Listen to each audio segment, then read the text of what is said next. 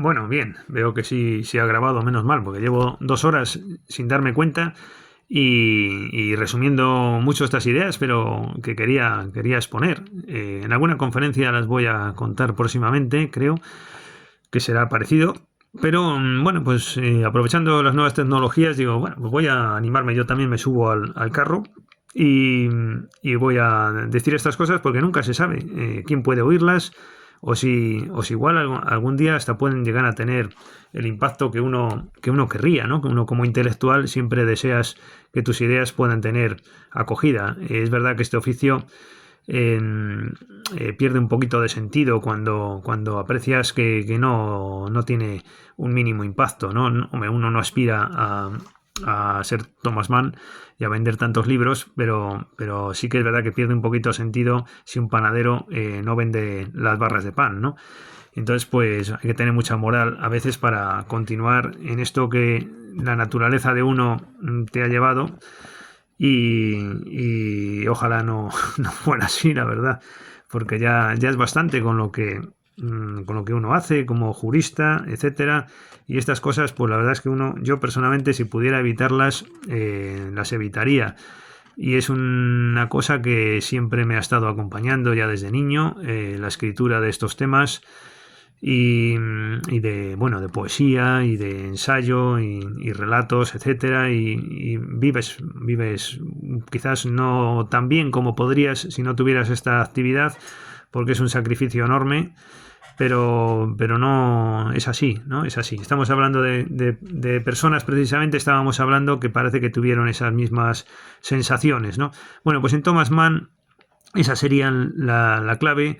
Lo importante es servir de fundamento, sin perjuicio de que haya otros, seguro. Yo no quiero decir que solamente existan literatos alemanes como referentes del estado de la cultura. Yo no soy como ellos, precisamente, porque es el defecto de lo alemán, es que no aportan generalmente más que cultura alemana y desprecian un poco lo que viene de otros lugares, por lo menos del nuestro, a veces, ¿no? Y eso pues no me parece positivo.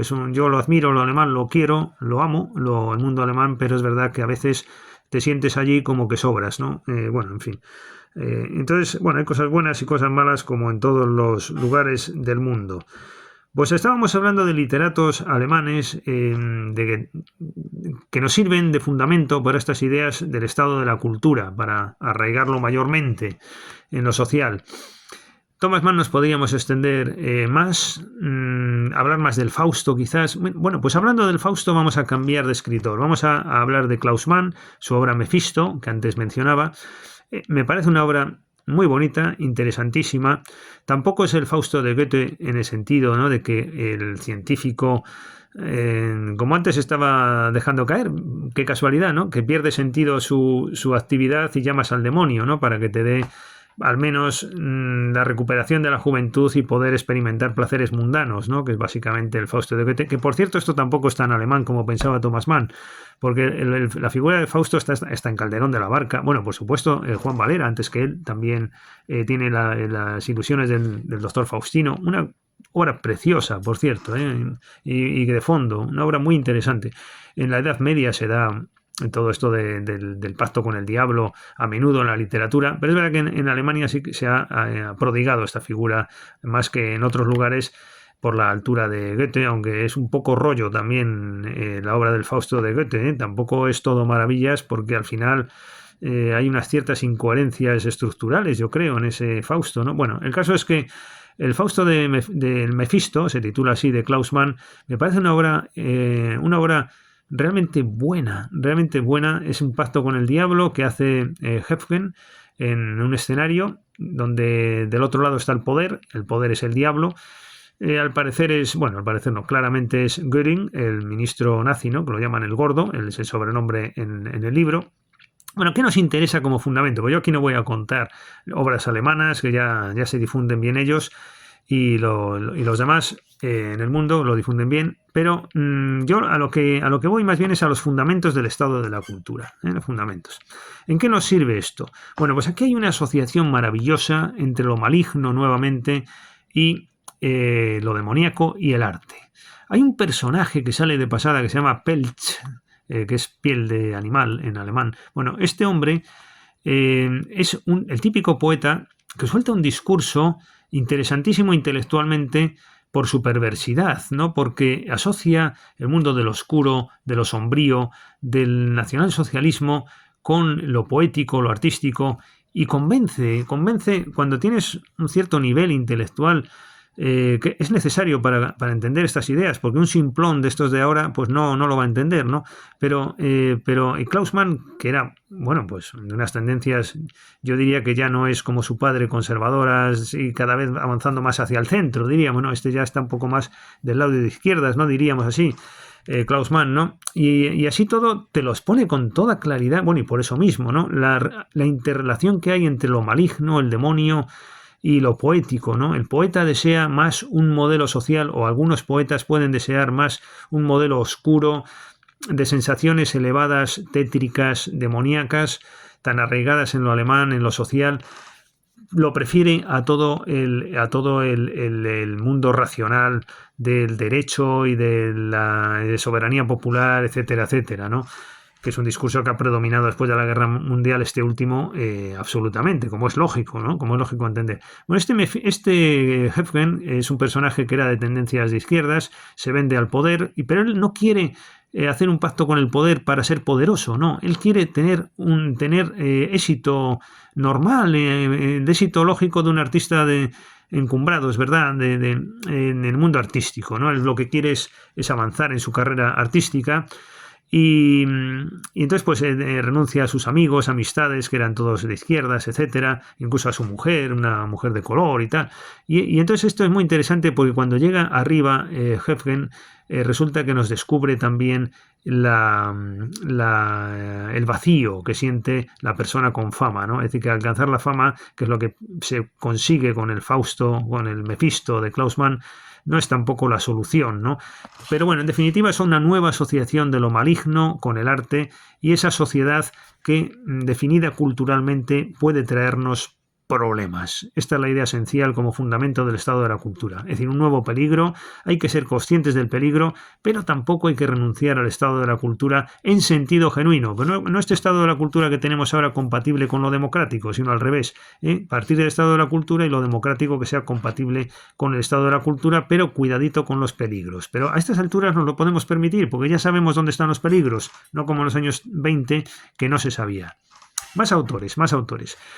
Bueno, todas estas ideas no me voy a extender demasiado. La doble vida de Gottfried Benn, otro calificado como esteta por sus contemporáneos, no muy bien visto, sobre todo con las persecuciones a los judíos, y este era un académico, ¿no? Como otros, también estaba ahí Loerke, y había mucha gente en la academia, y entonces los que sacudían el nazismo, los que eran judíos en gran medida y que tuvieron que marcharse de la academia, echaron en falta un mayor apoyo de Gottfried Benn y de otros respecto de ese fenómeno que se estaba produciendo. Claro, en Doble vida, Gottfried Benn, un hombre sincero, te explica su esteticismo artístico, su apasionamiento por el arte, la creencia en que se iba a producir una renovación mundial a costa de lo alemán. Ellos pensaban que, también lo pensaba Thomas Mann en la Primera Guerra Mundial, pero Gottfried Benn perdura más allá.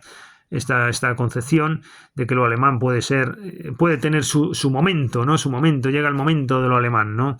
Y entonces, bueno, pues todas esas ideas de la cultura dominando la sociedad, la posibilidad de una sociedad diseñada artísticamente, el arte como algo obsesivo del momento.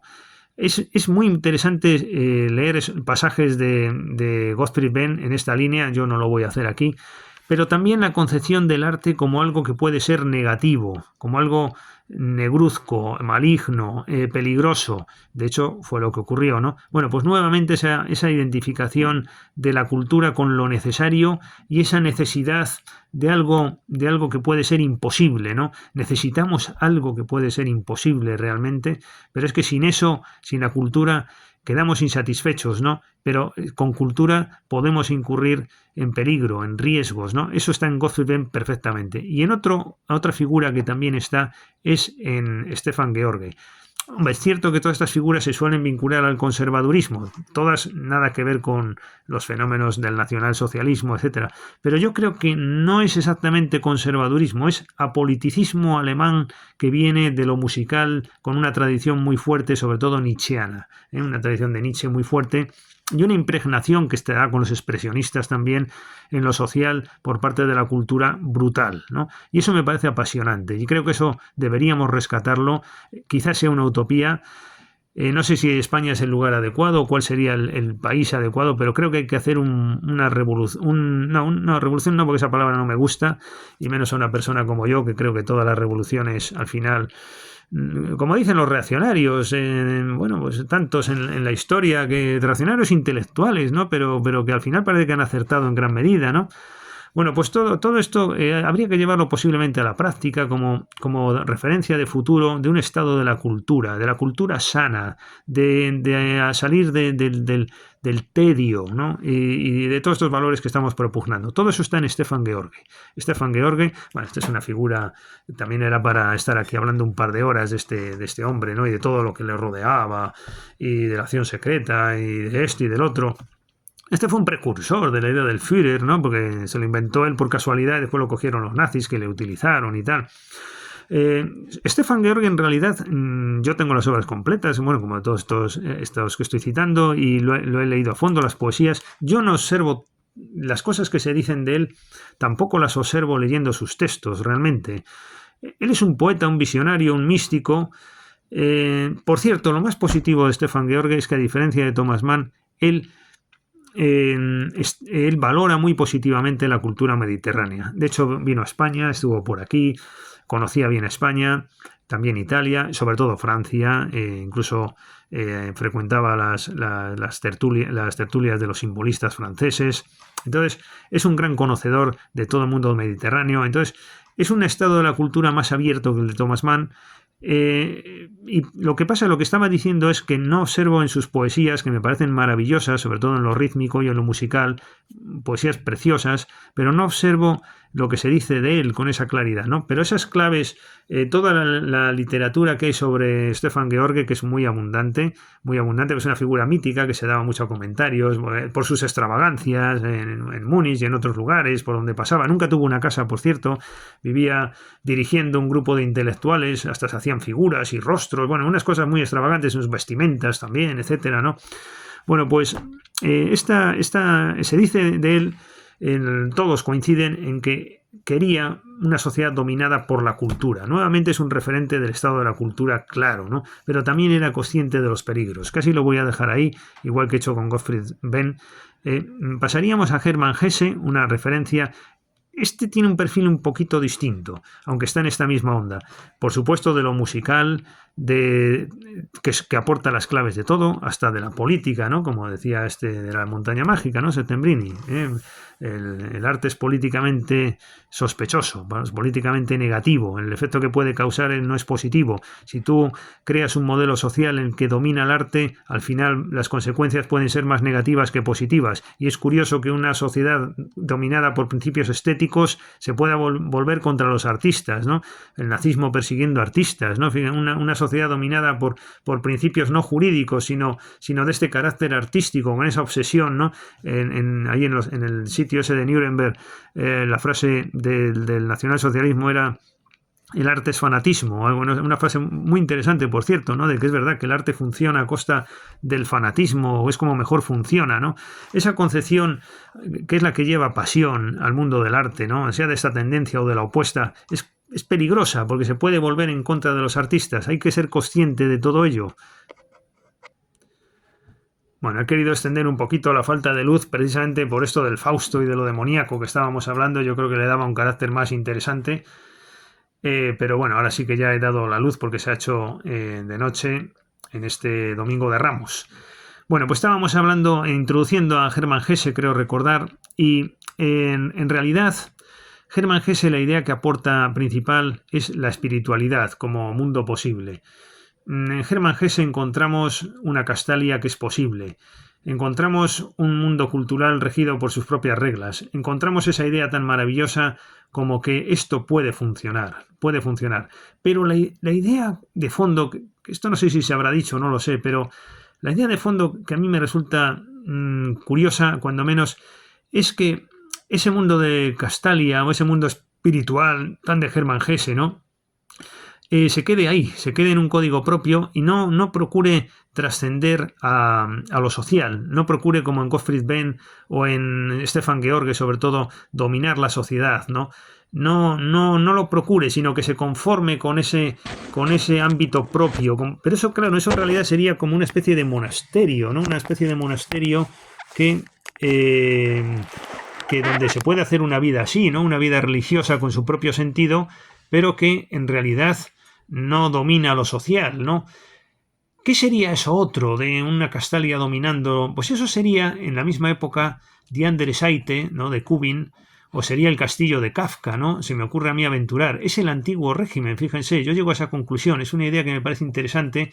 El antiguo régimen, o el gobierno de la divinidad, el gobierno del estado de la cultura puro, eso es precisamente esto, es cuando hay una Castalia o hay una montaña mágica, bueno, ahí se ve menos, porque es algo distinto, aunque es verdad que es un reducto aparte, separado en la montaña, no sé qué, un centro cultural donde va el personaje y le apasiona lo que descubre allí, ¿no? Este Castorp y tal, y vive culturalmente, y es verdad que un mundo regido por sus propias reglas, iba a pasar un par de semanas porque visita a su primo, después está, no sé si 6 o 8 años.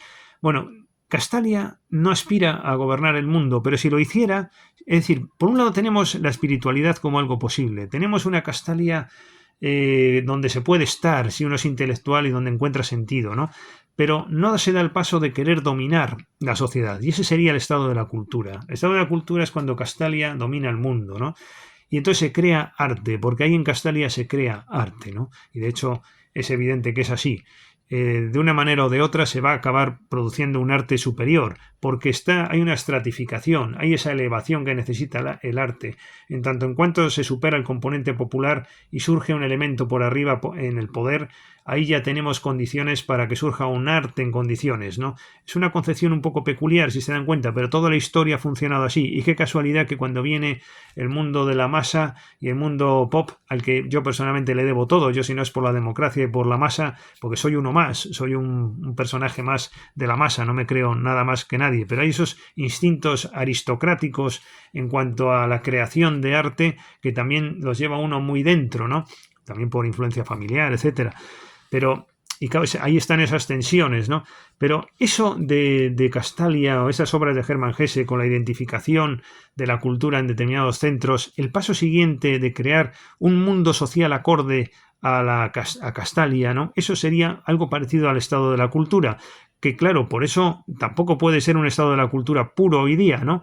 Pero para crear arte se necesita algo así. Parece que si no, no funciona el arte. Tiene que haber una elevación, tiene que haber algo que trasciende de lo popular, algo que lo utilice, ¿no? Bueno, eso sería el antiguo régimen, en definitiva, me pregunto yo, esa Castalia que domina la sociedad. Observemos Kafka, ¿no? El castillo, el personaje cuando llega a la zona del castillo, este agrimensor, dicen que lo han contratado porque recibe una carta y tal. ¿Qué es el mundo? ¿Qué es el mundo del castillo? Sino esa segunda realidad trascendente dominando lo social, ¿no? En la vertiente no tan positiva como podría ser Castalia si hubiera dado el paso, que esto desde luego le queda lejos del ideario de Hermann Hesse, que es una persona de pretensiones más modestas, diríamos, ¿no? Aunque es un entusiasta por la realidad cultural con sentido propio, y tiene muchos libros de esto y hasta ensayos también, pero es verdad que eso otro no sé hasta qué punto es el estado de la cultura puro, que quizás no podamos aspirar a ello, me parece una reflexión importante, y es lo que está en el castillo de Kafka o es lo que está en Kubin, en la única obra que escribió este dibujante medio expresionista, medio loco, medio de todo, yo que sé, en el libro Die andere Seite, ¿no? Cuando describe la vida de Patera, ¿no? Y todo el mundo de que se derrumba, que es el Imperio Austrohúngaro, por supuesto, ¿no? Etcétera, etcétera. Y, y cómo sobreviene el norteamericano al lugar, ¿no? Y es el mundo de lo real, de lo posible, de lo que va a funcionar. Tema que nos lleva también, claro, a tantos austriacos que describen el desmoronamiento del antiguo régimen, del orden de la divinidad, ¿no? Y de la cultura en sentido propio trasladada o su código a lo social, ¿no? De Joseph Roth, por ejemplo, o de Berchel, que también el ensayo que tiene sobre el imperio austrohúngaro, siempre quedando en buen lugar, ¿no? Hay una obra de Joseph Roth sobre el personaje se llama Morstin, y es una obra en la que este es un delegado en Galicia. Yo me acuerdo cuando estaba en Alemania que decía Ich wohne in León, in der Nähe von Galicia, ¿no? Es decir, vivo en León, en esa época vivía yo en León, cerca de Galicia. Y entonces todo el mundo decía Galicia, porque en Alemania Galicia es esa parte de la actual, creo que es Polonia actualmente, ¿no? Es una zona del Imperio Austrohúngaro, ¿no? Donde creo que se hablaría polaco, pero no, bueno, y alemán, por supuesto, ¿no? Porque se hablaba en todo el Imperio Austrohúngaro junto a las lenguas que había por allí, ¿no? Y entonces esta obra va precisamente, hago un inciso, ¿no? De esta obra de Joseph Roth, sobre el emperador, no sé qué el emperador, el busto del emperador creo que es. Sí que sé previamente el busto que saca cuando ya el Imperio Austrohúngaro ha caído. Entonces se va de esa localidad de Galicia, era el delegado, el gobernador civil, diríamos, ¿no? O subdelegado del gobierno. Se va a una población de Suiza y ahí encuentra pues el típico americano de los nuevos tiempos, con un ambiente que él rechaza, zafio, como es lo que tenemos hoy día en cualquier cafetería que vayamos. Bueno, yo creo que ya ni eso quizás, porque ahora ya ni eso. Pero bueno, va allí y entonces pues hay un americano mofándose de que tiene las joyas de la corona ahí de los reyes de Austria porque lo han tenido que vender joyas para tal y cual, y este se mofa, se las pone borracho y tal, y entonces bueno, pues llega el protagonista, le pega un botellazo en la cara y se nota pues que hay una simpatía por el imperio austrohúngaro. De esto hay muchos libros también, Robert Musil, Joseph Roth, etcétera, este que citaba antes, Berchel, bueno, etcétera, etcétera. Entonces, Kubin también está en esa órbita, ¿no? Del Imperio Austrohúngaro. Bueno, también Bruno Schulz, ya no digamos los de la órbita checa, que son muchos, ¿no? Kafka y todos los que también estaban en su entorno. Bueno, entonces, en definitiva, yendo por partes, Hermann Hesse, esa idea de la espiritualidad me parece muy importante, pero al mismo tiempo hay otra idea apasionante que es que lo espiritual tiene que estar presente siempre, ¿no? Y cuando se agota el modelo, tienes que cambiar, ¿no? El personaje Knecht en el juego de los Avalorios es un personaje que se cría en Castalia y se educa allí, asociado a la música, toda su formación. Y entonces, igual que el Doctor Faustus y todas estas obras, en lo musical siempre está tan presente. Entonces es una persona que cuando triunfa en su proyecto vital y llega arriba y llega incluso a ser el director de Castalia, entonces renuncia y se va. Se va a ser un profesor de nada, no quiere ni siquiera la universidad, ¿no? Por cierto está Plinius, que es el otro amigo que tenía en juventud, que opta por la vía profesional, que también llega arriba, y cuando llega arriba también ve el vacío. Todo esto contrasta con el personaje Teglarius, ¿no? Que es el personaje que se acomoda a Castalia y vive allí. Pero esta es una idea muy de Hermann Hesse, que aparece también en Siddhartha, en Demián. En Siddhartha, por ejemplo, cuando Govinda ya incluso dice, oye, ya paremos aquí, que ya hemos encontrado al sabio mayor de la mística, ¿no? Y vamos a quedarnos con él, que ya es demasiada sabiduría la que se aprende aquí, más es imposible encontrar fuera. Y sin embargo, el personaje Siddhartha sigue inquieto, aspirando a un mundo espiritual superior. Es decir, cuando lo espiritual se estanca, hay que cambiar, hay que seguir avanzando. Y esto no es ser trepa, esto es simplemente tener una inquietud y es seguir avanzando en tu proyecto vital. Y siempre la espiritualidad como norte. Y esta idea de lo espiritual es otra de las ideas claves de la literatura alemana del siglo XX y de toda la literatura, cuando menos europea, y por supuesto española también. Bueno, estoy acordando de Juan Ramón Jiménez, ¿no? El arte como espiritualidad, nada menos. Ese es un tema que me gustaría también hablar un poco de él más adelante. Pero bueno, acabando con esto de los fundamentos del estado de la cultura, fundamentos del estado de la cultura. Es siempre lo espiritual lo que tiene que primar. Cuando cuando se observa que no avanza, hay que buscar más allá, ¿no? Esa es la idea esencial de Hermann Hesse en El lobo estepario. Ahí hay una especie de Fausto en El lobo estepario, ¿no? Porque el lobo estepario está perdido. Es parecido al Fausto de Goethe, más que al de Thomas Mann o al de Klaus Mann, ¿no? Y si estás perdido ya, pues este hombre pues acaban los placeres mundanos, pero su mundo, no nos equivoquemos, el mundo de Hermann Hesse es el mundo de la cultura, el mundo del estado de la cultura, es otro precursor del estado de la cultura, otra persona que propugna, yo creo, en el fondo este modelo en tanto en cuanto está basándose en la espiritualidad. Esta idea de lo espiritual es esencial. Voy a saltar al hilo de esto precisamente a Robert Musil. Robert Musil nos encontramos en él.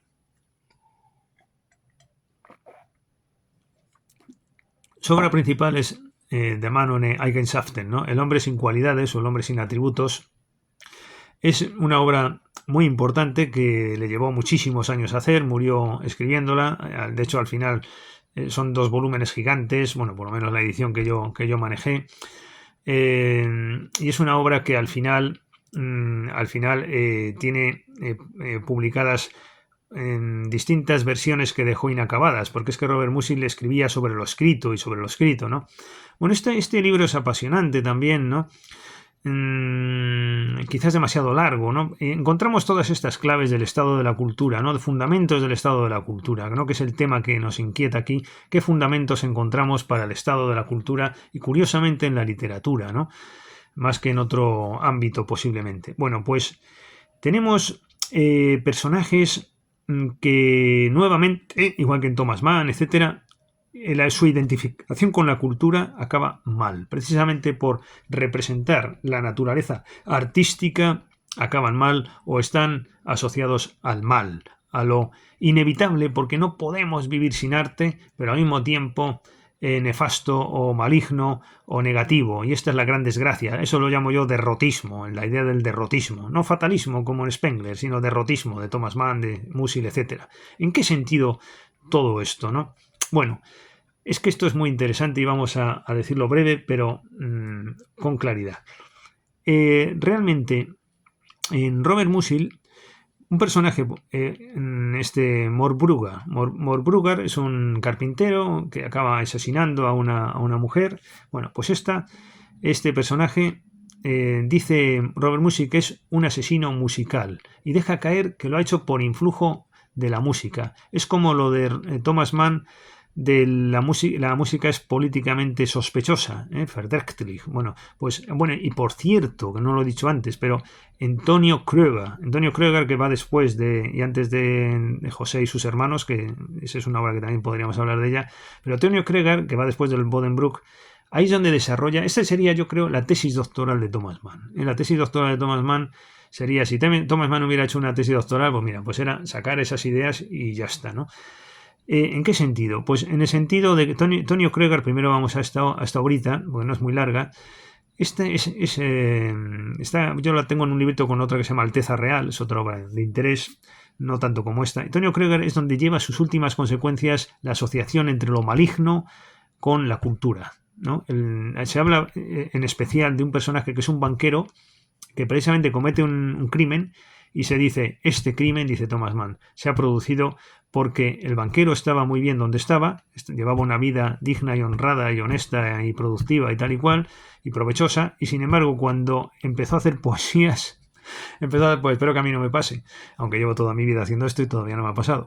Pero ya entonces ahí es donde viene la asociación con el crimen, ¿no? Esa es la idea esencial quizás de Antonio Kröger, otra vez la malignidad, lo demoníaco, lo nefasto, lo alemán en gran medida para él se asocia a esta perversidad, ¿no? Por desgracia, pero es algo que al mismo tiempo necesitamos, ¿no? Como en La muerte en Venecia también, por cierto, ¿no? Te mueres contemplando y ya no puedes dejar es algo que te arrastra, ¿no? Pues no tienes la contención de lo burgués, ¿no? Antonio Kröger y en la muerte en Venecia estaría ausente ese espíritu burgués. Bueno, en la montaña mágica no tanto, en la muerte en Venecia no tanto, pero también en gran medida, ¿no? Dando rienda suelta al espíritu artístico que no te lleva a nada positivo. Bueno, pues esto mismo está en Robert Musil, en este personaje que fascina, sobre todo en la primera parte. Es que es una obra que la primera parte y la segunda no tienen mucha conexión. Hay algunas obras estas alemanas que estamos comentando que le echan falta, bueno, quizás no sé por qué, echan falta un poquito quizás de mayor coherencia entre unas partes y otras, ¿no? En La montaña mágica también ocurre. Bueno, en definitiva, en esta obra de Robert Musil no solo este personaje, hay otro que se llama Clarice, que es la mujer del íntimo amigo del protagonista, del hombre sin atributos, que es una mujer asociada a la música. En la primera parte del libro se nos presenta de manera muy positiva, pero va degradándose. Y en la segunda parte, pues ya incluso quiere cometer adulterio con su marido y se insinúa, bueno, más que insinúa, le provoca al personaje, la rechaza, etcétera. Es un personaje que sufre un proceso de degradación, claro, a lo largo de la novela, ¿no? Y esto también nuevamente por el influjo musical, ¿no? Bueno, pues en Robert Musil, el hombre sin atributos, por cierto, pues es un hombre que tiene excesivos atributos, pero que no son los atributos que están viniendo, ¿no? En todos los personajes, incluso los de acción directa, creo que se llama, todos estos que son los monárquicos, una vez que ya han perdido la guerra mundial, la primera guerra mundial, etcétera. Todos los personajes de esta obra, del hombre sin atributos, tienen algo interesante que decir. Aquí hay otra idea que me parece importantísima en toda la literatura alemana de principios del siglo XX y posiblemente en toda la literatura europea, pero yo tengo más fresca esta, ¿no? Y es el discurso intelectual que se impone, la singularidad posible, la personalidad diferenciada. Los personajes luchan por todo esto. Los personajes consiguen siempre, en una obra de 2000 y pico páginas, consiguen siempre decirnos cosas de interés. Es decir, está viniendo la masa. Está escribiendo Freud sobre el tema de la masa, Ortega y Gasset. Está escribiendo, bueno, ya antes Le Bon, Díaz Canetti, mucho después, pero bueno, un poco después, etcétera. Bueno, toda esta obra está viniendo lo que viene, se está viendo venir lo que viene, ¿no?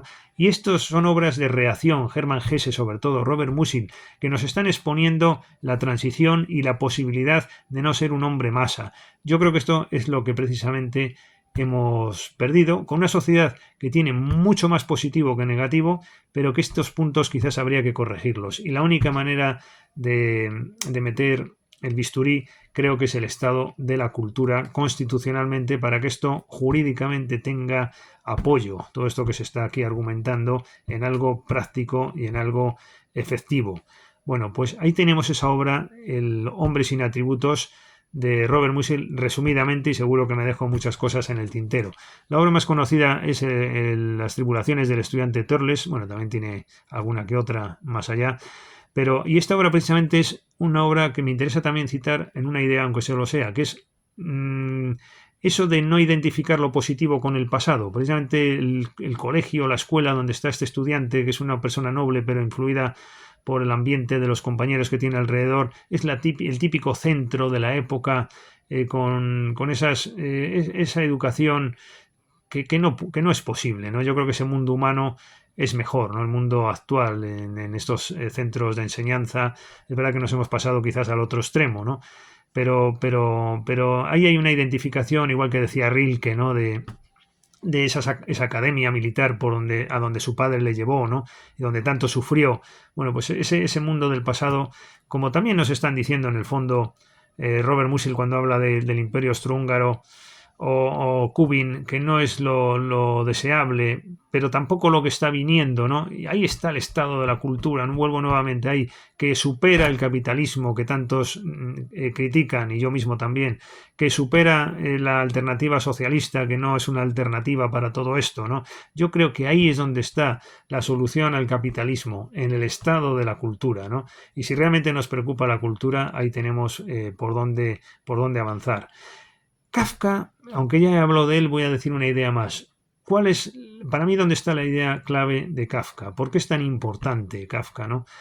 Kafka es importante porque ya no son aristócratas en periodo de transición hacia un mundo en declive. Ya no son burgueses del estilo de Thomas Mann, porque todo el pensamiento alemán de Hermann Hesse, de Thomas Mann, de todos estos, en el fondo es antiburgués, pero al mismo tiempo es un fruto de lo burgués. Desde luego no estamos hablando de una alternativa bolchevique o comunista como Landauer, o como todos estos tantos expresionistas asociados al comunismo, etcétera, incluso Bertolt Brecht, etcétera, tal. Yo creo que aquí hay una alternativa que, sin llevarnos a eso, nos está abriendo la posibilidad de una solución, que es el estado de la cultura por contraposición al capitalismo, precisamente. Bueno, pues Kafka, lo bonito de Kafka es que los personajes son personajes de oficina, son personajes de nuestro tiempo, personajes del hoy, ¿no? Kafka, yo creo que una de las cosas que más le ha podido ayudar posiblemente al literato Kafka, qué duda cabe que tiene un alma literaria 100%, ¿no? Pero lo que le ayuda a Kafka es el haber estudiado Derecho. Yo estoy convencido de que ha tenido un influjo positivo en su vida el estudio de Derecho. ¿En qué sentido? Pues en el sentido de que el mundo que nos transmite es un mundo como el que puede escribir un jurista hablando de su entorno, ¿no? Un mundo de oficinas. Él trabajaba en una creo que era una aseguradora, donde empezó, por cierto, Thomas Mann también a trabajar, y después lo dejó por el éxito del Buddenbrook, claro. Si no, habría acabado, igual que Mario Benedetti también, ¿no? Y tantos otros que dieron el salto porque tuvieron éxito en lo literario, si no habrían continuado en su puesto de oficinista, ¿no? Bueno, pues este mundo de la oficina es el mundo de Kafka. El mundo de la oficina, el mundo de la realidad, del presente, ¿no? El mundo del proceso es la descripción para un jurista tan familiar de todas las incertidumbres de los juicios, pero en una realidad de un personaje nuestro que está sometido a un proceso judicial.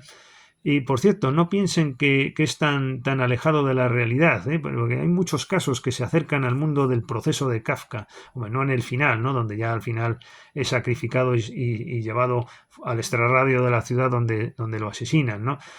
Pero el mundo de la metamorfosis, ¿no? Die Verwandlung de Kafka es un mundo también de un oficinista indefenso. Es una persona que trabaja en una oficina, queda indefenso, familiarmente sufre el desafecto incluso, ¿no? Y está indefenso. Y ese es el problema. El concepto de indefensión, no hay concepto más jurídico que ese concepto, ¿no? Y ese es el concepto esencial de Kafka, ¿no? El mundo del castillo es también el mundo de las oficinas y de sus entresijos, y de una realidad superior, trascendente, que ya no está presente en el mundo, ¿no? Bueno, saltamos en buscando fundamentos del estado de la cultura. Buscando fundamentos. Bueno, por cierto, en el mundo de la oficina, por no citarlo más tarde, citamos ya a Baltzar, a Robert Baltzar, que es el autor del famoso libro del paseo y tal, pero tiene el libro de Desde la oficina, donde se describe maravillosamente también toda esta realidad de la oficina. El género literario de la oficina. Es impresionante la cantidad de libros que ha dado, Hay muchísima literatura de personajes de oficina, ¿no? Yo creo que es además muy importante este género y que tiene que ir a más, porque yo tengo un librito que se llama Sonidos de sensaciones, en la editorial Vitruvio, donde se describe la vida de una oficinista, una mujer que traduce sus sensaciones en sonidos. El influjo musical también en mis modestos libros está muy, muy presente también, ¿no? Y bueno, en definitiva, este mundo de la oficina es importantísimo porque es una clave del presente. Ya estaba viniendo con la masificación en ese periodo y cada vez ha habido más oficinistas. Visto desde una visión optimista, en el siglo XIX había mucho campesinado, se da el salto al oficinista.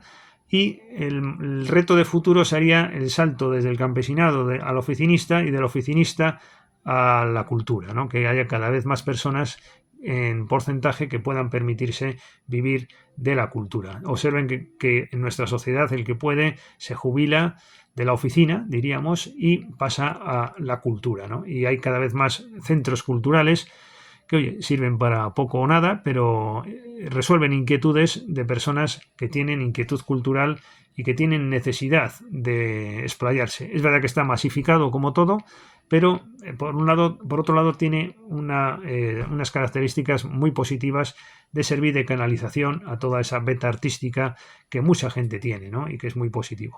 Bueno, pues saltando a Joseph Roth, quizás voy a ser más breve.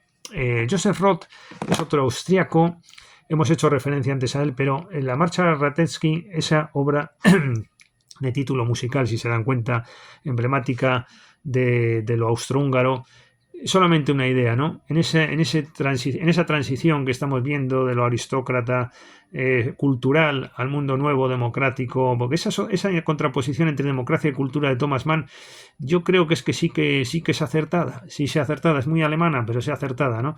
Bueno, pues la transición de la cultura en su esencia, ya sé que ahora hay mucha cultura, ya lo sé, pero la cultura era hasta la Segunda Guerra Mundial y se estaba viendo cómo fue cayendo, ¿no? Cómo fue cayendo como principio articulador de la sociedad y del Estado. El estado de la cultura, ese tránsito hacia lo nuevo, Joseph Roth lo describe maravillosamente en varias obras, ¿no?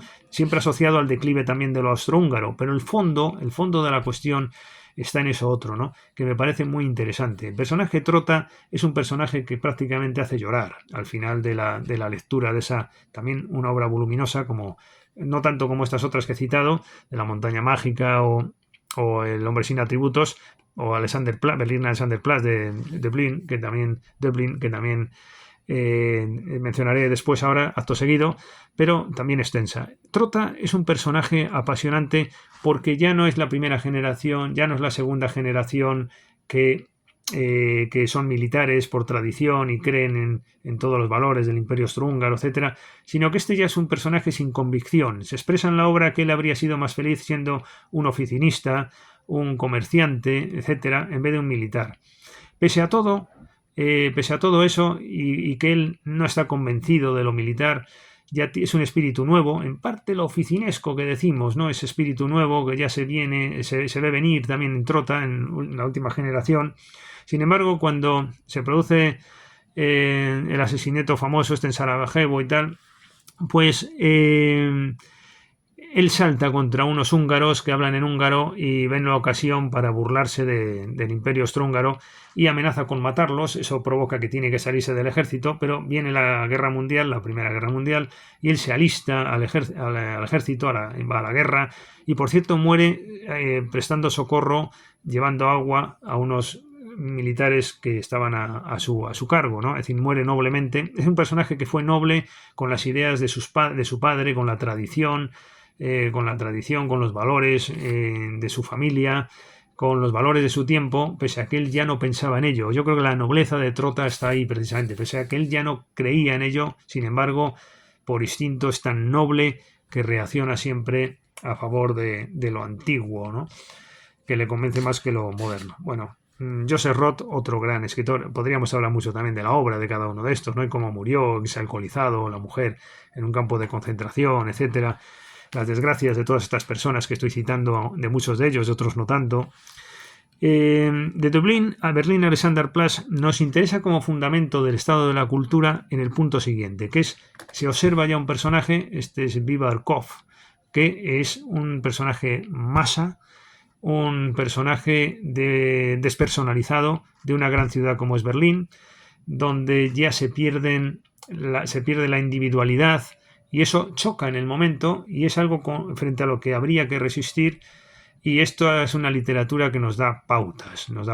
Bueno, pues Berlín Alexanderplatz, es verdad que lo más conocido es que este personaje quiere ser bueno en sociedad y la sociedad no se lo permite, simbolizada con este Reinhold, creo que se llamaba Reinhold, que es el personaje que simboliza esa sociedad que le lleva por mal camino. De hecho, cuando se ve involucrado en un robo, Vivarkov, cabeza de castor, creo que significa eso.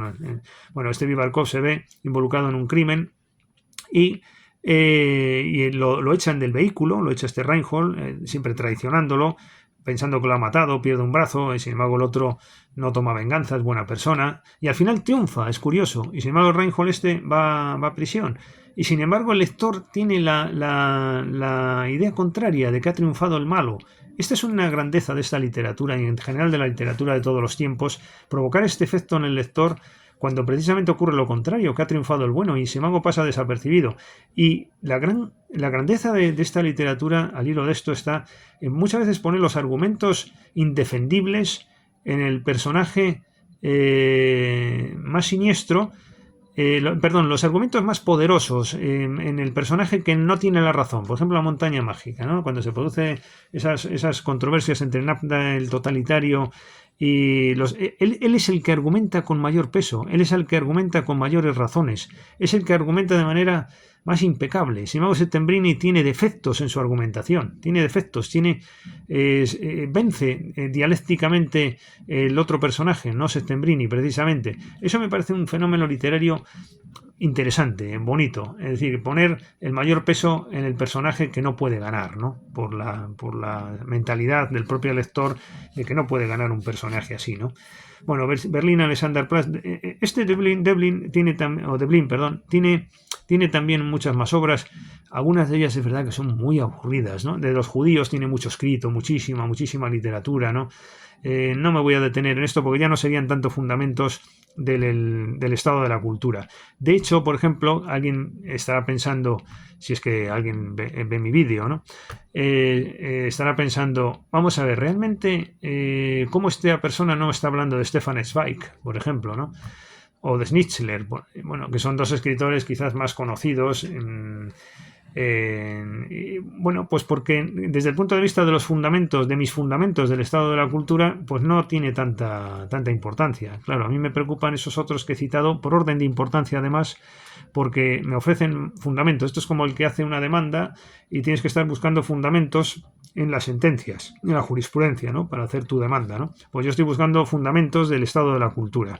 Entonces Stefan Zweig no da tanto juego. Es verdad que es un maravilloso escritor, sobre todo de la psicología de personajes femeninos en gran medida, aunque hay alguna obra, el deseo de la carta de una desconocida, por ejemplo, ¿no? Hay una obra que tiene es que este fenómeno de la música impregnadora de su tiempo como algo no necesariamente positivo, ¿no? En esta obrita que acabo de citar, pues la protagonista está enamorada del músico y no le lleva más que a desgracias y desgracias, ¿no?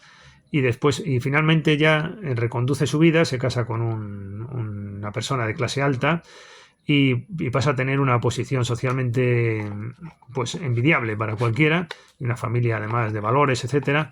Pero vuelve a aparecer el músico que simboliza pues lo que la música es, ¿no? En alguna de sus posibles interpretaciones o visiones y nuevamente acaba con la muerte de la protagonista porque acaba ya en la desgracia total.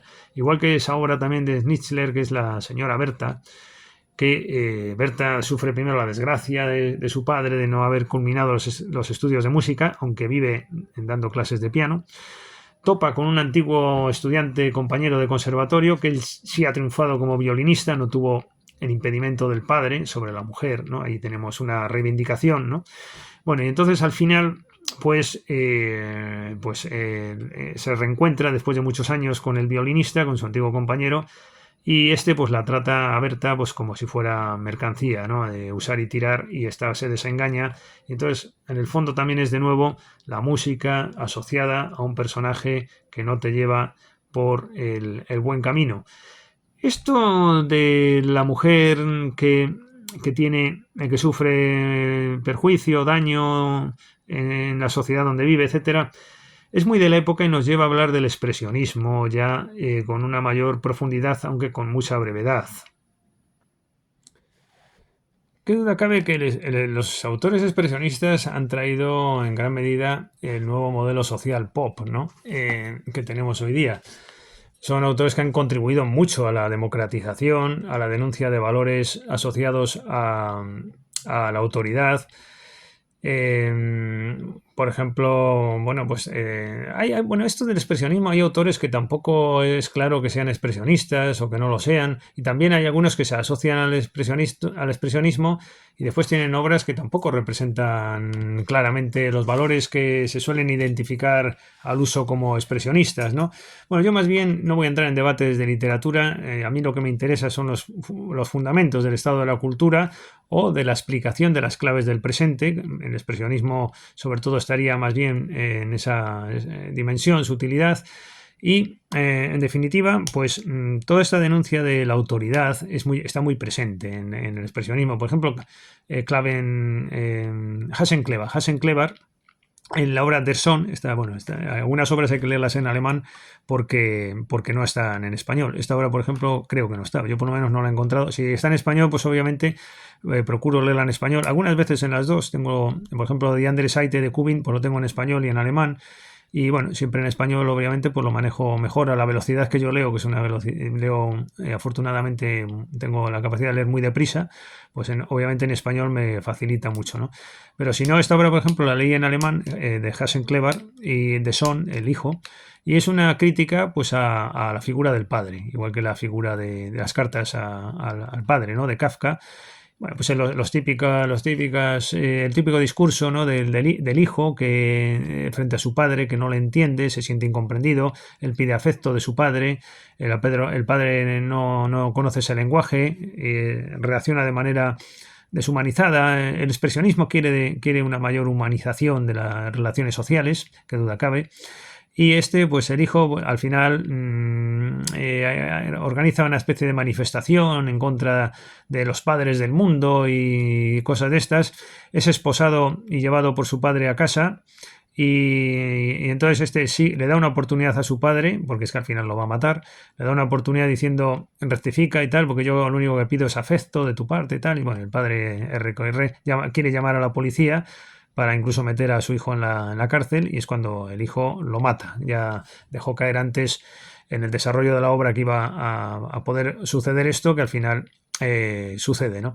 Tenemos las obras de Wedekind, ¿no? En Despertar de la Primavera, donde salen abortos, salen homosexuales, salen hijos maltratados por el sistema de enseñanza. Lulú también es otro personaje creado por Wedekind en La Caja de Pandora, asociado muchas veces a Bertolt Brecht, al cine que ya se está desarrollando de manera muy interesante en Alemania. Tenemos obras de Sternheim, voy a ir un poco ya resumiendo, de Sternheim, que una obra que se llama Die Hose, Las Bragas, se traduce en español. Hay una obra agotada, creo que en Cátedra, una traducción de esta obra Die Hose, y es una mujer que, como cierta venganza a su marido, que es un burgués más, de esos pusilánimes, etcétera, pero tampoco más allá. Deja caer sus bragas en un acto público, que por cierto está el emperador por ahí, de Prusia, y deja caer sus bragas, y entonces pues claro, eso origina que llegan moscones, ¿no? A casa. Tiene 5 libros de una saga antiburguesa, Sternheim, etcétera, etcétera. Bueno, Kaiser tiene también 1 de octubre, que va sobre el tema de la verdad, que conviene ser falseada. La obra está de Gas. Es decir, bueno, en Bertolt Brecht, por supuesto, ¿no? Como no citarlo. Bertolt Brecht es un antecedente ya claro del pop, ¿no? Es un precursor, un puente entre lo pop y lo anterior, más intelectual. Sigue moviéndose en esa órbita intelectual. Pero es verdad que la música de Kurt Weill, ¿no? Ya no es lo mismo, ¿no? que los anteriores músicos alemanes, ¿no? Es una música que tiene ya ramalazos de ese otro género. Brauchen Sie Spaß, Brauchen Sie Spaß, esa frase tan conocida, ¿no? De la ópera Los Tres Peniques, ¿no? de Kurt Weill, con escritura de Bertolt Brecht, que Bertolt Brecht era una persona muy curiosa, ¿no? Porque era un defensor de los derechos de las mujeres, pero no respetaba mucho a su mujer, ¿no? Porque estaba cada día con una. Y era también muy comunista, pero después fue a Estados Unidos, ¿no? Es decir, que consiguió con su personalidad única cosas no fácilmente conseguibles. Heinrich Mann una obra crítica con la autoridad del profesor de instituto. Es un hipócrita, un rat, que significa basura también en alemán. Entonces un hipócrita, bueno, deja ir a los alumnos al cabaret de la zona, y sin embargo él acude allí, y al final lo engatusa la mujer, que también tiene, bueno, sus intereses en conocer al profesor Unrat, y hasta se casan, ¿no? Ella le va de condición, y el otro pues acaba siendo pues un hazmerreír, aparte de un hipócrita. Pero al final la sociedad es más hipócrita que el profesor, porque lo rechaza por haber tenido relaciones, o por tener relaciones con una señora de esa baja condición, musical. Aquí la música, sin embargo, no tiene las connotaciones de las obras que hemos citado anteriormente, pero es una obra interesante en el contexto de la antiautoridad. Este hombre acertó, este Heinrich Mann, porque frente a su hermano que defendía lo que defendía, que de dudosa condición, este es un demócrata convencido, Heinrich Mann, hasta propugnó, una Unión Europea, y un gran defensor, sin duda, de los derechos democráticos, y fue una persona que por los avatares posteriores triunfó sus ideas, porque es lo que se ha visto confirmado con posterioridad frente a Thomas Mann, más ambiguo, más problemático, más complejo, pero con una mayor riqueza, visto los resultados a los que ha conducido la soberanía pop actualmente, pues creo que da más juego hoy día Thomas Mann, ¿no? Diríamos que Heinrich Mann, con quien no se habló, por cierto, y las consideraciones de un político lo hizo en gran medida como contestación a su hermano. Hay que tener en cuenta que era su hermano mayor, fueron juntos a Italia, era un referente literario para él. De hecho, Thomas Mann, yo creo que no se llegó a esperar su exagerado triunfo en comparación con Heinrich Mann, ¿no? Que iba un poco a la par, o iban un poco a la par, y sin embargo Heinrich Mann pues también tuvo que emigrar a Estados Unidos, etcétera, pero es una figura no muy conocida, ¿no? No muy conocida en comparación con su hermano menor, ¿no? Thomas Mann. Hablaríamos también, qué duda cabe, de Bruckner, ¿no? Esa juventud que nos pinta con una cierta exageración, como con un poco libertina, Binder, el del deber, con sus críticas al nazismo. Toller es una figura interesante. Por ejemplo, tiene un librito que se llama Hurra, aún vivimos, de un revolucionario que está en prisión, igual que sus compañeros, pero este permanece más tiempo, y cuando sale de la prisión y de un sanatorio posterior, pues observa que sus amigos, sus antiguos correligionarios revolucionarios, han cambiado de idea, se han adaptado al sistema y este no cambia, etcétera. Bueno, una visión política interesante. Y bueno, Altenberg, se me estaba olvidando, Altenberg es otra versión del estado de la cultura. Es interesante esta figura porque nos proporciona otra dimensión del estado de la cultura. Es decir, estamos viendo la de Thomas Mann, que es una visión del estado de la cultura con la que yo simpatizo más, porque la veo una visión realista de llegar a una cultura estructural del Estado, en la línea de Gottfried Benn y de Stefan Georg, etcétera, y de Hermann Hesse. Y después están los expresionistas, que es una versión, bueno, cultural al uso, entendida democráticamente, de manera masificada, etcétera, con sus logros indudables. Y esta es una tercera manifestación del estado de la cultura, que es nuestro tema, donde se aprecia la bohemia como posible solución alternativa al modelo burgués. Lo que pasa es que, bueno, pues la bohemia ya sabemos todos que tiene su lado positivo, pero al final es una alternativa que te puede conducir a un arrepentimiento final, ¿no? Del camino emprendido, diríamos. Y es un personaje curioso, Altenberg, ¿no? Cultivó sobre todo el género de los aforismos. Yo tengo sus obras completas, creo que están en la editorial Trota, quiero recordar. Los leí hace un par de meses. Y es una figura interesante, muy ingeniosa, como todos estos así graciosos, ¿no? Altenberg es un gracioso, es un apasionado de la belleza femenina y critica a esos monstruos masculinos que no valoran la belleza femenina y que la utilizan para pasearla a su lado. Y tiene múltiples frases así jocosas, ¿no? Como una de ellas, pues que vale más morir de diarrea que no de estreñimiento, y que en este mundo si no eres revoltoso nadie te hace caso. Y bueno, vivía en cafeterías nocturnas vienesas, y es otra alternativa de interés, la bohemia, genuina del estado de la cultura, próxima también al mundo expresionista de otros, como el mundo cabaretero, berlinés, vienés también y muniqués también, pero sobre todo berlinés, que se prodigó mucho allí, ¿no? El mundo de los cabaretes. Un mundo que cuando funciona en su extensión puede suponer una alternativa real, ¿no? Lo que pasa es que el bohemio aislado en una sociedad como la de hoy, yo considero que la sociedad de hoy no permite este modelo de vida, igual que tampoco permite el modelo del Don Juan, ¿no? Esto me estoy acordando ahora de un Fausto de un alemán del 19, que es Don Juan y Don Fausto, ¿no? Tiene la visión mediterránea y alemana, según él, combinada en la misma obra, ¿no? Bueno, pues realmente creo que no da juego la sociedad actual ni para el Fausto, ni para el Don Juan, ni para nada de todo esto, ¿no? Y el modelo bohemio, pues al final yo creo que acabarías arrepentido, ¿no? Si optas por esa vía, porque no hay un ambiente social para ello. Quizás no sea tampoco lo adecuado. Yo creo que de las tres versiones del estado de la cultura, una sociedad bohemia, gigantemente bohemia, pues podría ser interesante, pero tengo mis dudas. El modelo expresionista cabaretero, tengo mis dudas. Sin embargo, el modelo de Thomas Mann sí me parece que es una democracia, porque al final él acabó en una democracia, pero corregida tipo ateniense, tipo ilustrado. Creo que esa tradición musical, sobre todo en las sensaciones que te produce la música, eso es la guía a seguir. La guía a seguir, lo que nos muestra el camino es la música. La música, esas sensaciones son irrenunciables y se tiene que seguir produciendo una música que produzca elevación y trascendencia. No tiene uno por qué estar oyendo a Tchaikovsky y a Bach, he puesto, ¿no? O a Monteverdi o a Prokofiev, ¿no? Y yo creo que hay una exigencia de que esto funcione. Bueno, más alemanes para acabar.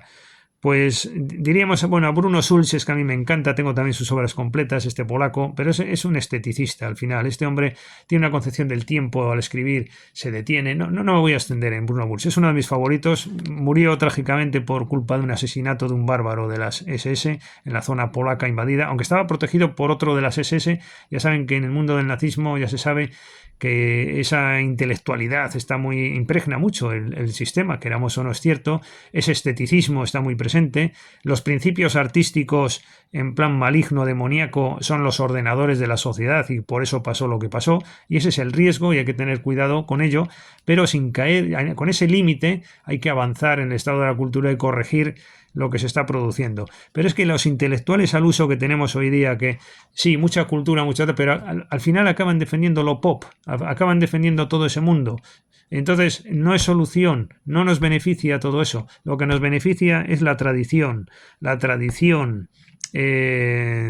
griega, antigua, medieval, etcétera, etcétera. Bueno, pues eso es lo que nos beneficia a los que tenemos estas inquietudes. No he hablado de Carl Jung o de Ernst Junger. Una nota de... Carl Jung me interesa. Carl Jung me interesa por una idea solo, que es... en una sociedad, esto ya lo he publicado hace muchos años, año 2000, la segunda realidad, la búsqueda internacional de lo trascendente, etc. Hay unas disciplinas dominantes y unas disciplinas dominadas. Yo considero que dominan en una época determinadas disciplinas y el resto existen, pero son reflejo de aquella otra que domina, ¿no? En la Edad Media, por ejemplo, la religión era disciplina dominante y las otras disciplinas pues eran reflejo del modelo de la religión llevada a esas otras disciplinas, ¿no? Bueno, pues eso mismo ocurre ahora, pero al revés. Hay unas disciplinas dominantes que son el derecho, la economía, etcétera, la ciencia, la biología, tal. Y hay otras que son reflejo de eso, ¿no? Que son la cultura, el arte, la religión. Es reflejo, por ejemplo, la libertad religiosa. Es una cosa que es una pura traslación de un principio jurídico que es el derecho de la competencia y la concurrencia y los competidores, etcétera. El mundo de la libertad religiosa, ¿no? Pues en el fondo es una traslación jurídica, ¿no? Al mundo de la religión. Bueno, pues Carl Jung es un personaje típico de su época que está invadida, como decía Gottfried Benn, ¿no? Está invadida de arte, ¿no? De arte por doquier, está impregnando en lo positivo y en lo negativo. Están los expresionistas, y están los cabarets, y están los nazis estos, que son la anticultura, pero al mismo tiempo es una idea cultural de la anticultura, que persigue después al final la cultura. Bueno, todo ese lío de lo cultural, ¿no? Está el C. Thomas Mann, etcétera, todas esas ideas que estamos desarrollando. Bueno, pues Carl Jung es una persona que él se irritaba cuando le decían que era un artista. Tuvo una paciente, Carl Jung, hay un libro muy bonito, una biografía sobre Carl Jung, apasionante sobre este tema, y yo creo que sí, el libro rojo este que tiene Carl Jung es un libro de un artista loco. Este hombre tenía alucinaciones de artista, igual que Kubin, era un Kubin, Carl Jung, ¿no? Y él siempre se negó a eso, lo tenía escondido. De hecho, el libro rojo, la familia lo tuvo escondido durante mucho tiempo porque lo prohibió Carl Jung ya hablamos de los nietos, que no lo exhibieran durante X tiempo, y hasta el siglo XXI no se mostró, aunque Carl Jung vivió mucho, pero no se exhibió hasta tiempos recientes ese libro tan tremendo, ¿no? El libro rojo, con esas alucinaciones que él veía, pero que para él no eran alucinaciones, eran espíritus reales y presentes en su vida diaria, ¿no?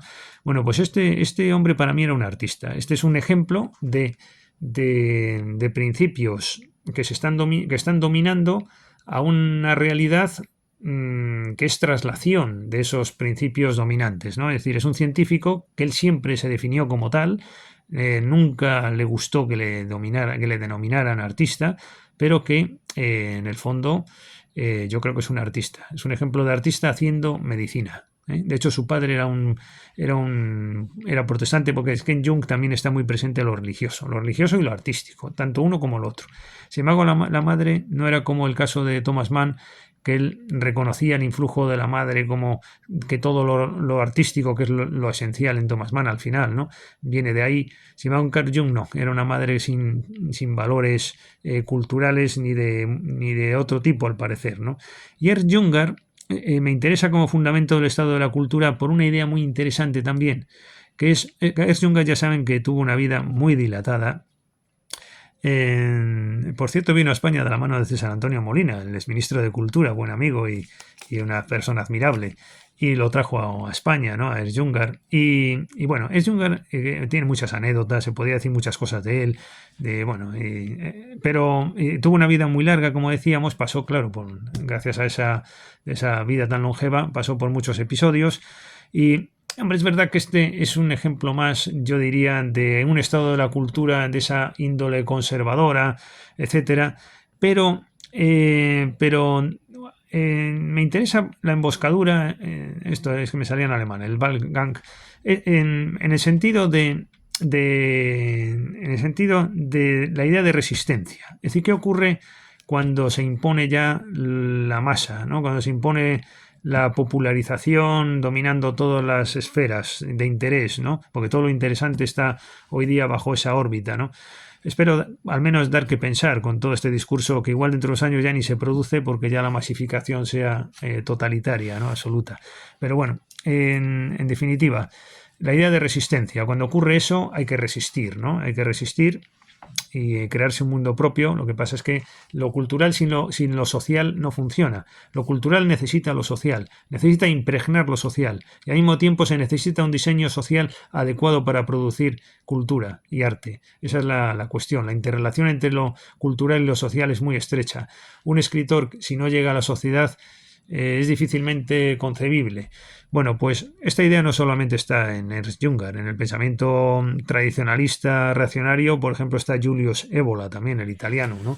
Pero hay mucha gente, ¿no? que reivindica, quizás por influencia de Ernst Junger y de tantos otros, un espacio propio no invadido por ese mundo. Bueno, para terminar, simplemente una reflexión sobre la posibilidad del arte en conexión con lo espiritual de servir de pauta religiosa. Es decir, es una idea también muy interesante, la posibilidad del arte, vuelvo a repetir, como mundo espiritual necesario, aportando claves.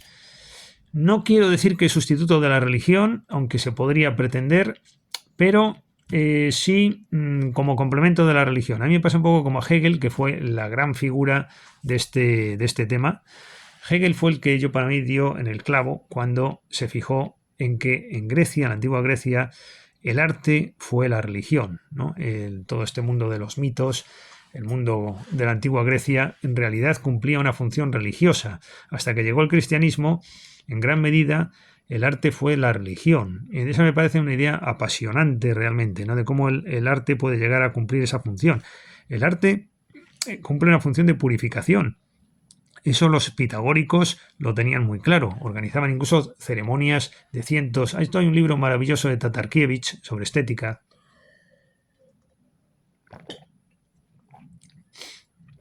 Bueno, y en definitiva, aporta la idea de purificación. El arte en la antigua Grecia, claro, no está el cristianismo, que es una religión que agota, ¿no? la posible espiritualidad y todos los esquemas, hasta de lo social, decimos, ¿no? Y de lo político. Hay un modelo político-social acorde a lo religioso, al cristianismo. Bueno, esto le lleva a Hegel a reflexionar que el arte como religión funcionó. en la época de la antigua Grecia. Pero ¿qué pasa con el cristianismo? ¿No? Entonces, ¿qué pasa? Que hemos ido a menos en la reflexión de Hegel, ¿no? Porque él admira el mundo de la Grecia antigua. Está muy influenciado siempre por su amigo Hölderlin, Hegel. De hecho, hay una correspondencia, esto en la editorial del Círculo de Bellas Artes publicó un libro muy interesante sobre esta cuestión, la interrelación entre Hölderlin, que es una gran figura que habría que hablar mucho de Hölderlin. Ese es precisamente otro de los peligros de lo cultural, ¿no? La locura. El mundo propiamente artístico te puede conducir a eso, ¿no? Nietzsche también, etcétera. Bueno, tan presente siempre Nietzsche en Thomas Mann, ¿no? Es que me estaba acordando ahora del personaje de Doctor Faustus, ¿no? Que contrae la sífilis también y bueno, etcétera, etcétera, como Nietzsche. Bueno, a lo que iba. La religión como posible no alternativa a lo religioso, pero al menos complemento, o cuando decae la religión, y para muchos ya la religión del siglo XX ya no agota la espiritualidad, el arte es donde es llamado a cumplir una función, ¿no? Yo creo que Hermann Hesse, precisamente, su gran aportación, y en el fondo también Thomas Mann, y esto enraiza en el estado de la cultura, las grandes aportaciones de estos hombres está en hacer ver la necesidad de una espiritualidad que en su época se echaba en falta también. La religión ya no cumple su papel y entonces en el fondo es el arte el que está cumpliendo esa función. Es muy bonito rastrear, yo esto tengo escrito en un libro que se llama Hastío y Belleza, con editorial Hiperión, un ensayo previo de presentación a las poesías. Este libro es de poesía, es un libro largo, quizás mi obra principal en materia poética, creo yo. Y la primera parte es un ensayo sobre el arte como religión, ¿no? Al cual me remitiría. Pero en definitiva hay rastreo todos los antecedentes de esta línea, ¿no? De esta línea del arte como aportador de una posible religión, ¿no? Profundizando en esa idea. Y toco pues, bueno, a este Ficino, a toda la corriente medieval, a Hugo de San Víctor, Ricardo de San Víctor, el Benianim, un libro maravilloso, muy recomendable, sobre los distintos estadios de la contemplación. Claro, es todo esto, visto desde un punto de vista actual, dices, pues el típico persona de la Edad Media que Dios y no sé qué, no sé cuál. No, ojo, porque hay que situarse en ese contexto, ¿no? Donde la divinidad está tan presente, pero al mismo tiempo tiene un contenido estético brutal, todo lo que se está diciendo ahí, ¿no? Los estados contemplativos. Esto, si lo relacionamos con una mentalidad proclive a la estética, le saca un jugo enorme a todos los pensadores de la Edad Media. Yo animo a este tipo de lecturas, Edad Media, Renacimiento. Hubo toda una tradición que incluso relacionada con la alquimia, con lo esotérico, con lo hermético. Hay un libro de Rafael de Cózar, que murió, era un catedrático de literatura en Andalucía, murió por un incendio en su propia biblioteca, ¿no? En su casa. Tiene un libro comentando a Rengifo, a Caramuel, todos estos personajes españoles, ¿no? Importantísimos, que están por rescatar, que son auténticos genios. El mundo de la tradición, de lo alquímico, bueno, esto es una alternativa a toda esta literatura actual, ¿no? Que abunda tanto de Foucault, de Deleuze, y de todo este pensamiento de modernista, posmodernista, etcétera. Hay toda una corriente con Guéon, Suon, Burckhardt, bueno, el mismo Mircea, Eliade. Hay toda una concepción que parte de esa tradición que se perdió por culpa del cientifismo exagerado, que es interesante, por lo menos conocerlo, que enlaza un poquito con Gómez Dávila, quizás, ¿no? El pensamiento reaccionario en alguna de sus manifestaciones, ¿por qué no? Pero un pensamiento culto, en definitiva, trascendentalista, no el trascendentalismo este de los norteamericanos, que no tiene nada que ver con esta idea, sino un trascendentalismo puramente estético, poético, musical de fondo a veces. No en todos, por ejemplo en Huxley, que es otro de esta tendencia, no se da eso, sino es puramente religioso. Otras veces lo relacionan como Kumaraswamy, que lo relacionan todo esto con el mundo artístico, pero otros más con el mundo religioso. Bueno, es interesante conocer también esa perspectiva, ¿no? Bueno, pues con esto acabaría mi improvisada disertación de no sé si 2 horas y media o algo más, sobre los fundamentos del estado de la cultura. Creo que al principio de la charla tuve que haber expuesto mejor a qué me iba a referir. Quizás es porque no lo tenía tan claro, pero ahora veo claro que lo que interesa es los fundamentos del estado de la cultura. ¿Es posible un estado de la cultura? ¿Es posible partir de lo que tenemos y no abandonarlo, por supuesto? Pero es una alternativa, creo, al capitalismo que no convence a nadie, y menos a la gente de cultura. Pero es una alternativa que no necesariamente es servil al socialismo, que como la mayoría de los que escriben en contra del capitalismo, es una alternativa que enraiza en la cultura europea genuina. Creo que el problema que tiene en definitiva es que está muy asociado con Alemania, con el pensamiento alemán, y que tuvo esa desgracia de que una de las consecuencias, es verdad, que una de las consecuencias es el hermano Hitler, y es un hermano de estas tendencias, es un hermano que está ahí, hay que reconocerlo, pero como el que le sale un hermano malo, ¿no? Que no tiene por qué estar con él. Bueno, pues creo que ahí hay un campo para avanzar muy, muy interesante, que es como un esteta quiere el Estado, ¿no?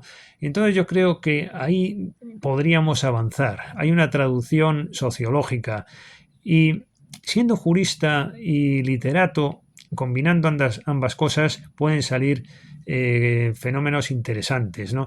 Porque creo que se echa en falta el conocimiento jurídico en muchos de los que hablan de cultura, porque no conocen cuáles son los principios rectores del orden social actualmente. Y eso hoy día es importante, porque es que queramos o no, lo jurídico tiene mucha importancia. Ya ven que yo no he hablado de cosas jurídicas hoy, pero tiene mucha importancia para entender nuestro mundo, el principio democrático, el principio de soberanía popular, etcétera, etcétera.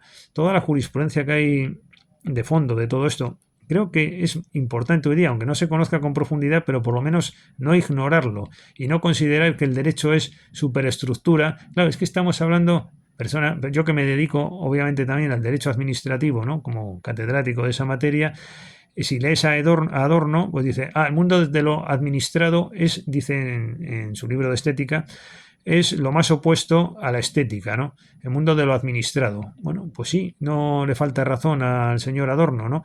Pero creo que hoy día el conocimiento de estas cosas son importantes. Pero observo mucho intelectual que precisamente tiene una vocación muy clara hacia lo jurídico, pero eso termina traduciéndose en una conferencia como la que puedo dar yo en el ámbito jurídico, ¿no? Y eso creo que no es positivo. No es positivo que el intelectual a medias, que es un aficionado de lo jurídico, al final acabe su discurso en los derechos humanos, en los derechos de tal. Me estoy acordando de algún músico incluso importante que no hacía más que hablar de esto y yo lo admiraba mucho, pero es verdad que no es el discurso que yo espero de un artista, ¿no? Y es curioso que yo soy jurista, pero es verdad que hay ciertos tormentos que arrastra uno de épocas de infancia que siempre han estado ahí, sobre todo la música, muy presente, y entonces eso te lleva la música muchas veces a crear una naturaleza o una personalidad muy influenciada por la música, por la poesía, por el arte. Y yo realmente tengo dudas de si soy realmente si mi naturaleza es jurídica realmente, o me pasa como a Carl Jung, que en realidad era un científico, pero en el fondo era un artista. Puede uno dedicarse a algo, incluso ser emblemático de esa profesión. Yo no reniego de lo jurídico como se está viendo. Pero creo que ahí también hay otra segunda naturaleza, y como en Thomas Mann están en tensión, lo burgués le pasaba a él y lo artista, lo burgués y lo artista que estaban en Thomas Mann continuamente en tensión, y de esa tensión yo creo que por eso obtuvo el premio Nobel, Thomas Mann. Precisamente la grandeza de su pensamiento está en esa tensión, que ya expresó en el Buddenbrock y le dieron el premio Nobel por esa obra. Y realmente esas tensiones a veces generan elementos, creo que de interés, ¿no? Lo jurídico además no solo es irrenunciable, en mi caso personal, cuánto escritor bueno, hemos visto el caso de Kafka, pero de tantos otros, Juan Valera, que citaba antes también, otra persona que estudió Derecho, cuántos y cuántos y cuántos artistas o literatos proceden del mundo del derecho, de la abogacía, etcétera. Yo creo que es una profesión muy relacionada. Hay que sacar partido a ambas naturalezas de uno. En mi caso personal procuraré seguir haciéndolo. Y bueno, pues con esto termino. sobre los fundamentos del estado de la cultura, que creo que he mejorado algo en mi optimismo, y de mis publicaciones anteriores, siempre en la línea de que esto era una utopía y una imposibilidad, un poco en la línea freudiana. Mía, se me ha olvidado contar esto de la conexión de estas ideas con Freud, porque no coincido con Freud, pero bueno, no lo voy a decir ahora que me estoy despidiendo. Pero en definitiva creo que se puede sacar gran partido a estas ideas, y soy más optimista, decía, porque creo que sí sería posible un estado de la cultura, y vendría bien como mejora, correctivo del Estado democrático, de la soberanía popular, pero no en el modo convencional de, bueno, más cultura, más dinero, más subvención. Si es que por esa vía de la momificación o de la profesionalización, que interesa solo a los que reciben el dinero, pues no, creo que no es la vía. Creo que la vía es pensar en el amante del arte, y que que haya un modelo social que cree arte, ¿no? Y por eso hay que rebajar el protagonismo y las imágenes y la visualización de los héroes del pueblo, ¿no? Los héroes musicales, sobre todo, de toda esa gente pop y tal. Pues todos estos creo que tienen que ir al baúl de los recuerdos, y poner en su lugar imágenes de otros, ¿no? Y aunque sea arbitrariamente, pero el Estado que sirva de vehículo para crear imagen de arte, y es otro que empiece a quedar más abajo todo, ¿no? Más abajo, más oculto, y la visualización, es decir, en definitiva, el poder que refleje las ideas de estos otros. Bueno, pues muchas gracias y hasta luego.